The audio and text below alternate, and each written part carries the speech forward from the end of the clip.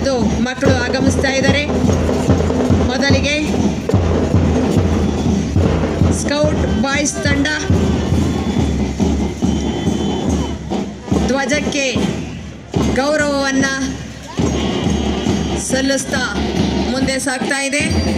ಸಮವಸ್ತ್ರದೊಂದಿಗೆ ತ್ರಿವರ್ಣ ಧ್ವಜದ ಬ್ಯಾಂಡನ್ನು ಧರಿಸಿ, ತಲೆಗೆ ಟೋಪಿಯನ್ನು ಧರಿಸಿ ಮಕ್ಕಳು ಶಿಸ್ತುಬದ್ಧವಾಗಿ ಸಾಗ್ತಾ ಇದ್ದಾರೆ. ಇದಾದ ನಂತರ ಸರ್ಕಾರಿ ಮಾದರಿ ಹಿರಿಯ ಪ್ರಾಥಮಿಕ ಬಾಲಕರ ಶಾಲೆಯ ಗೈಡ್ಸ್ ತಂಡ ಕೂಡ ಹಿಂಬಾಲಿಸಿ ಹೋಗ್ತಾ ಇದೆ. ತ್ರಿವರ್ಣ ಧ್ವಜವನ್ನು ಧರಿಸಿ ಕೈಗವಚವನ್ನು ಹಾಕಿ ಶಿಸ್ತುಬದ್ಧವಾಗಿ ಸಮವಸ್ತ್ರದಿಂದ ಸಾಗ್ತಾ ಇದೆ ತಂಡ.